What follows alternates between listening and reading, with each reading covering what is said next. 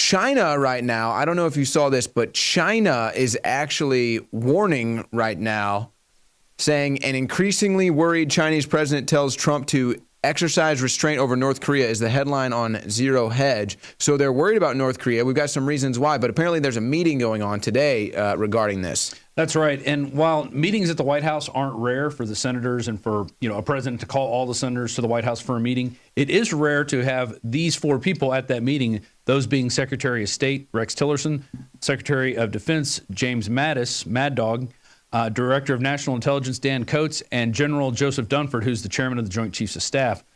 It's very rare to have those four men in the meeting. We have this, it's a Reuters article on Infowars.com right now, and you could read about that and what they're talking about. But I'm sure it has to do the same with what's going on in China, what China's been saying to us.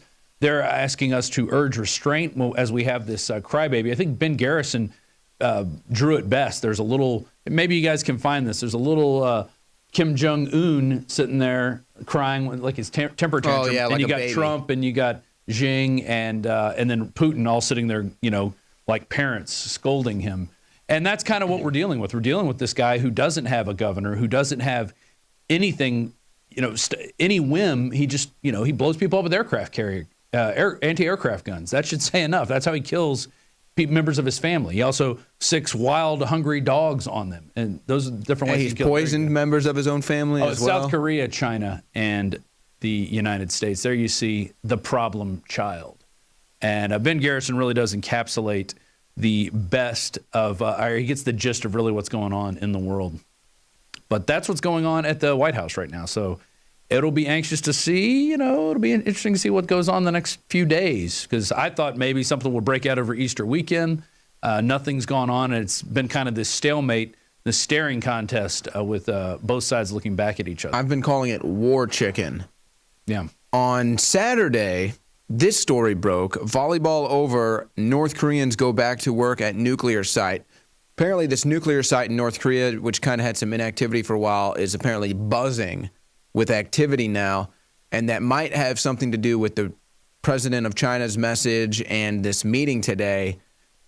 Maybe North Korea really is, some people are theorizing that Kim Jong-un is basically freaking out right now. He feels like it's a last desperation chance for him, possibly. And that might be why China is saying this meeting is going on, this increased activity at this nuclear site. It's all very interesting stuff, and I'm just glad. I mean, in Japan right now, I saw a story today that bomb shelters are and selling. Water purifiers. And water purifiers. I wonder why that is. Yeah. Well, they're close to North Korea. They're worried about, stuff contaminating their drinking water. They're worried about being able to survive a nuclear explosion.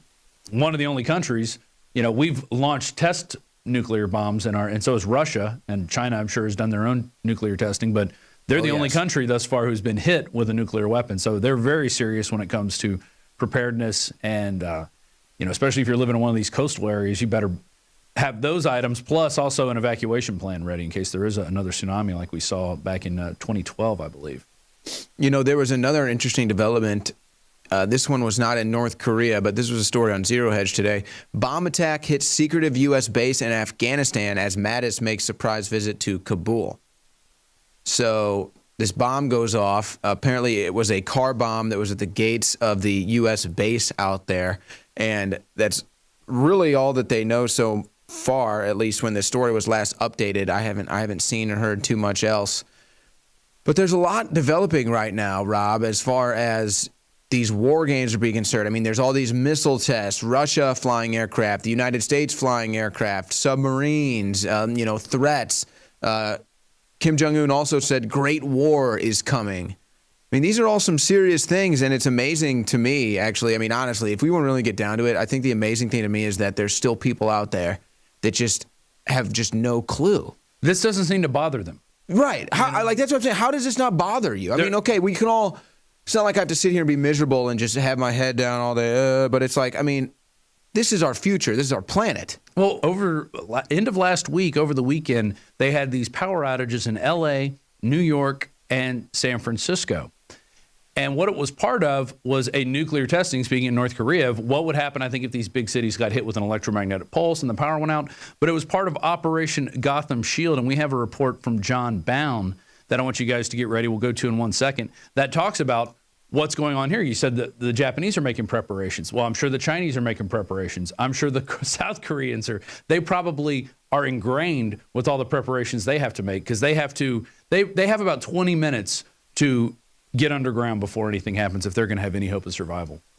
But here's Zero Hedge was saying it could have been a geomagnetic storm. There's a bunch of different theories out there. There's the part of the Gotham Shield. There's the geomagnetic storm. There's also a theory that this could have been some other form of a hack with the recent CIA Vault 7 leaks because of WikiLeaks. Some people might know how to compromise some of these systems, get inside, and then hack the power grid. So there's a bunch of different theories out there. I know John Bound has one of his own. Yeah, so let's go to this report now. I got an email this morning. People are saying, oh, you guys aren't covering Operation Gotham Shield. I think we had an article on it over the weekend. Alex did a video on it over the weekend. Infowars.com was the first place I saw any stories on it. So it's amazing. I think it's because we put up so much news so quickly. Sometimes things roll off the front part of the page, and you have to do a little digging. And we have so much content that if you don't listen to all of it, you're going to miss it. Obviously. Yeah, so Gotham Shield is U.S. to simulate a nuke blast over Manhattan as actual war nears. So our country is preparing this, and here's John Bound with that report.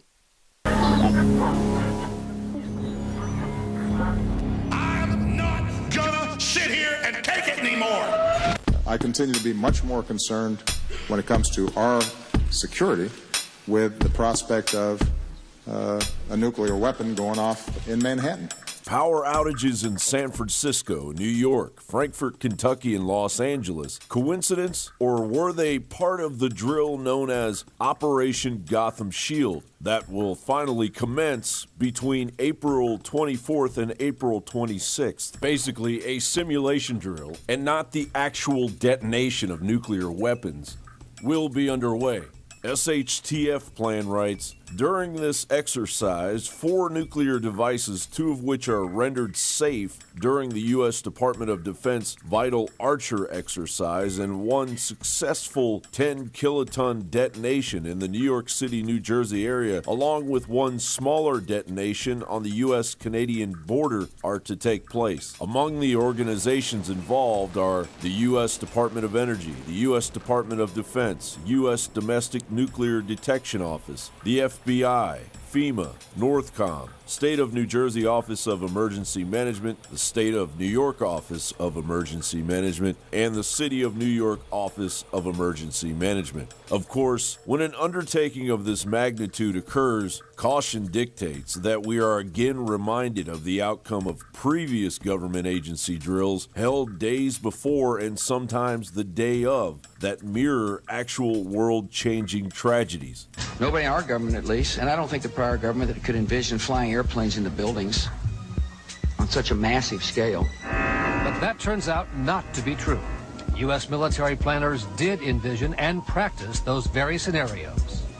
As reported by USA Today, the North American Aerospace Defense Command, NORAD, conducted exercises with fighter jets, simulating hijacked planes flown into the World Trade Center in the 2 years before the attack. You are actually working today on an exercise that envisioned virtually this scenario. Almost precisely. I was up until 2 o'clock this morning because it's our job, my own company, Advisor Consultants. We specialize in helping people to get their crisis management response.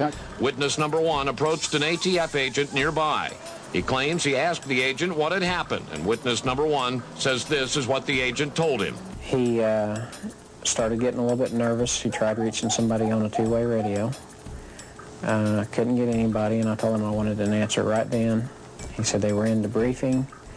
None of the agents had been in there. They had been tipped by their pagers not to come into work that day. Plain as day out of his mouth. Oklahoma City paramedic Tiffany Bible, who heroically responded just minutes after the blast on April 19, 1995, swore in an affidavit when she arrived, the BATF was in full mop gear, bomb gear that takes at least 30 minutes to put on. When she asked them, oh my goodness, were you guys hurt inside the blast? They said, no, we got tipped off by our pagers not to come in today. It's true. Drills are held all of the time. However, adding to the concern is the occultic nature of Operation Gotham Shield. The term Gotham, an old Anglo-Saxon word meaning goat's town, and a nickname for New York City coined by legendary American writer Washington Irving, and later becoming the realm of Batman, has significant free Masonic influence, linking it to the 33rd degree worship of Baphomet. All are worthy. Now you can say that again. That is Bruce Wayne's grandfather, Mrs. Cooper. His great-grandfather. I understand he was tapped for Skull and Bones. Tapped for it? Sir, he founded Skull and Bones. This ceremony at Ground Zero, preceding the unwelcome construction of the memorial that would be blatantly named the Oculus, could very well be a clear Masonic reference to Aleister Crowley's Thelemic third eon known as the Age of Horus. According to Crowley, Horus is gradually growing from the idealism of 20th century chaos, i.e. communism, fascism, etc., into an age of human enlightenment. Yet, who has adopted this concept of the coming of the Antichrist as their own? None other than the puppet masters of the elite shadow government and their new world order. In my line of work, you got to keep repeating things over and over and over again for the truth to sink in, to kind of catapult the propaganda. John Bound for Infowars.com. Powerful report from John Bound there. Yes, and you can see how there's this continuing pattern where there's an exact drill going on that happens to be the exact event that happens. 9/11, of course, the biggest example. The most obvious example would have to be the Boston Marathon bombing. And then you have to look at Operation Project Gotham here and the power outages that just hit. Well, actually, they hit everywhere. If you look at the overall grid, there were power outages in a lot of major cities. San Francisco, the biggest one. So you have to scratch your head. You have to wonder if the powers that be are testing some sort of global initiated collapse, some global initiated panic, or if this is truly just organic things happening. Obviously, these are the questions that we try to cover at Infowars.com. It could have been an agency trying to go, can we bring down the power grid? Right.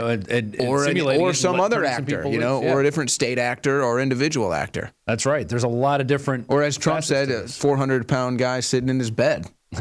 Yeah. Well, that's who hacked the emails. USA Today has a little bit of an update on what's going on at the Senate. One of their big updates was that it was Senate Majority Leader Mitch McConnell who organized the meeting. It wasn't Donald Trump asking people to show up. The White House was just serving as a place where that meeting could take place. And this maybe is on North Korea now. Well, maybe to limit leaks. Maybe they're going, if we have it in the Senate chamber, somebody's going to hear, somebody's going to leak it out. Let's bring them all to the White House. We know this place is secure. Maybe by now they've run security agencies. Or another thing that they sometimes do, and I actually think that the Trump administration or the Trump team has kind of done this before, is they'll have different secret meetings or different meetings with different groups, leak certain intel to a controlled group to try to see where that intel goes and who the moles are or where the leak's coming from. Yeah. So there's always that you could consider too. So, yeah, and exactly. So Sean Spicer was saying this is a Senate briefing convened by the majority leader, not a White House briefing.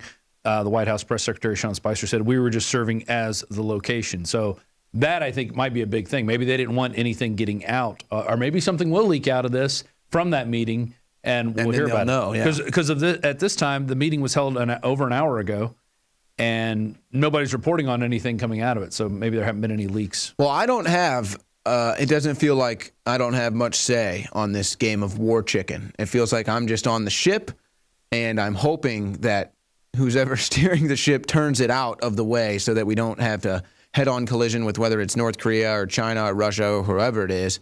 I'm hoping that whoever is steering this warship in this game of war chicken does not lead us to a head-on collision, because I don't think anybody really wants that right now. But I think there may be some powers that be that do.